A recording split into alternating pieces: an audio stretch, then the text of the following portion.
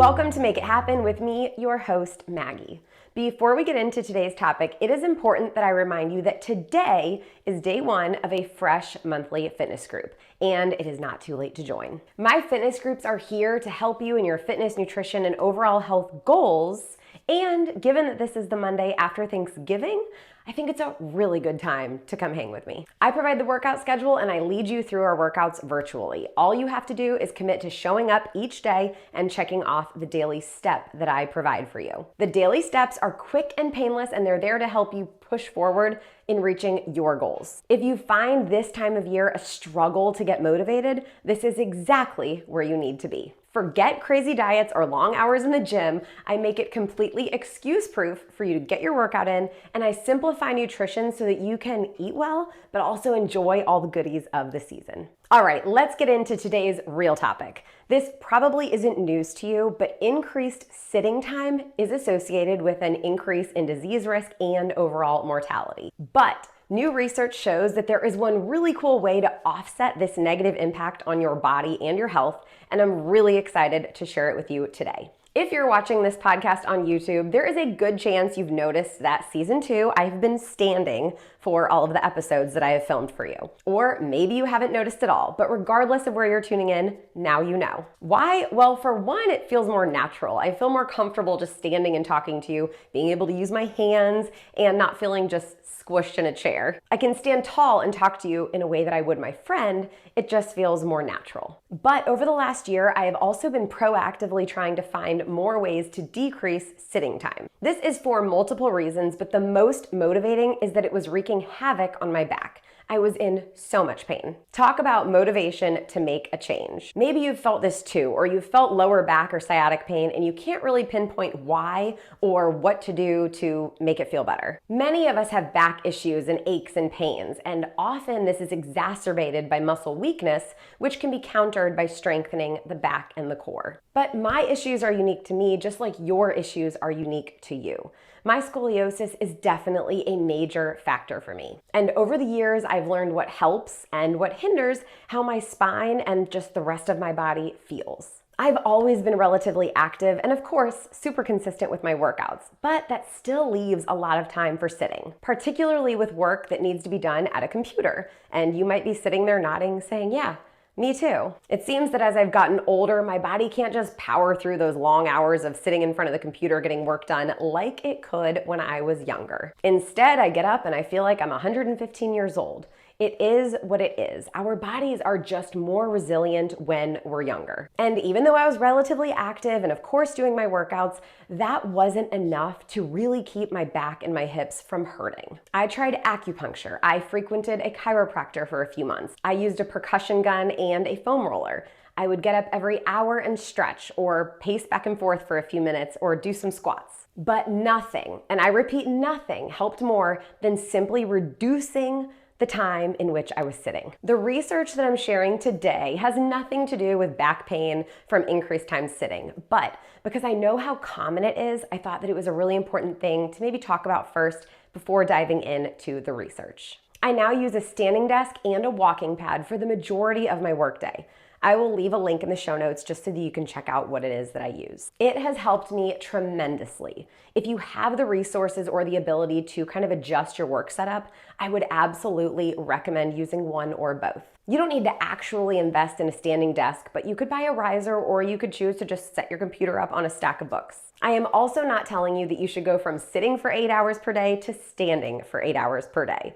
But I am telling you to make a point to prioritize getting up and moving around at least every hour. It's good for your body, it's good for your muscles, it's good for blood flow. You could do some pacing back and forth, you could stretch, you could do some squats. It'll get the blood flowing and your muscles working, which is so important for your health in general and in minimizing pain. On a small side note, another consistent change that I have made in the past year has been prioritizing mobility exercises for about 5 minutes every single day. I have mobility moves built into many of my workouts, but I also filmed a mobility workout that I'm going to be releasing soon because I really wanted to lead you through what I have been doing. Regardless if you are experiencing pain, it's time to do something different. You don't need to live in pain, and there's almost always a solution. We just have to find it for ourselves. All right, let's talk about the new research, because while increased sitting time is associated with an increased risk of disease and mortality, it seems as though there is a trick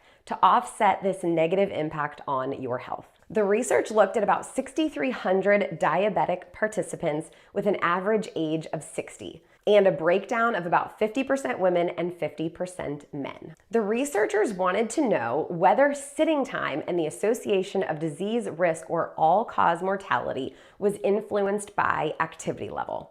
The participants in the study were categorized into groups by how much moderate to vigorous physical activity they performed each week. The inactive group reported that they participated in less than 10 minutes of moderate to vigorous physical activity every week. The next group reported to perform between 10 and 149 minutes each week. The study referred to this group as, quote, insufficiently active, since the general recommendation is to get more than 150 minutes each week, or 20 minutes per day. And the active group reported getting more than 150 minutes per week. The specific type of exercise performed by the participants was unclear, but they defined moderate activity as involving a small increase in breathing or heart rate, and vigorous activity to a hard effort that caused a large increase in breathing or heart rate. Ultimately, the participants were asked how often they were participating in activities that got their heart rate up in any way.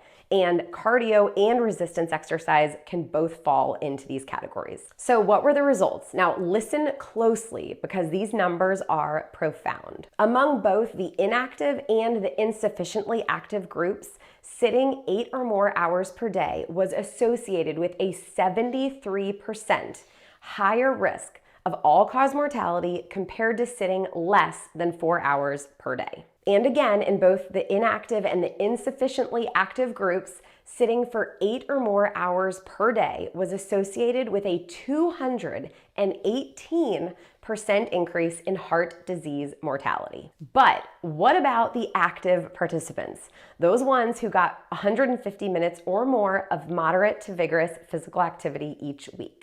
Among those participants, sitting time was actually not associated with all-cause mortality. There was also no association between sitting time and heart disease mortality. Regular exercise is vitally important for everyone, not just individuals with diabetes, because it reduces all-cause mortality risk by increasing insulin sensitivity. Being insulin sensitive is a good thing. Here's how exercise works to increase insulin sensitivity. In the short term, exercise increases glucose uptake in the skeletal muscle. This means that the sugar that's floating all around in your blood is actually taken up by your muscle to be used. Over the long term, regular exercise increases insulin sensitivity by a number of factors, including increasing mitochondrial content and function, capillary density, GLUT4 levels, and the glycogen storage capacity of skeletal muscle, meaning that you can take up more glucose from the blood into your muscles. Additionally, and this is super cool, the research shows that in participants with type 2 diabetes, regular exercise can reduce A1C by over 0.6%. And this is without losing any weight, just the powers of exercise alone. Now, whether or not you understand all of these sciencey terms, it doesn't matter. The results of this study are super clear that you must be physically active to support your health, especially if you're sitting more than 4 hours per day. High sedentary and sitting time is consistently associated with negative impacts on your health and disease risk. But you can offset these negative impacts on your health by decreasing sedentary and sitting time, and particularly by increasing moderate to vigorous physical activity levels. This study showed zero association between sedentary and sitting time in people with high, moderate to vigorous physical activity levels. And with all the other positive effects that exercise has on your health, I am begging you to make exercise a priority if you haven't already. It doesn't take much. 15 to 20 minutes of working hard is all that it takes. But it's up to you to make it happen. So get to it. Thanks for being here. See you soon.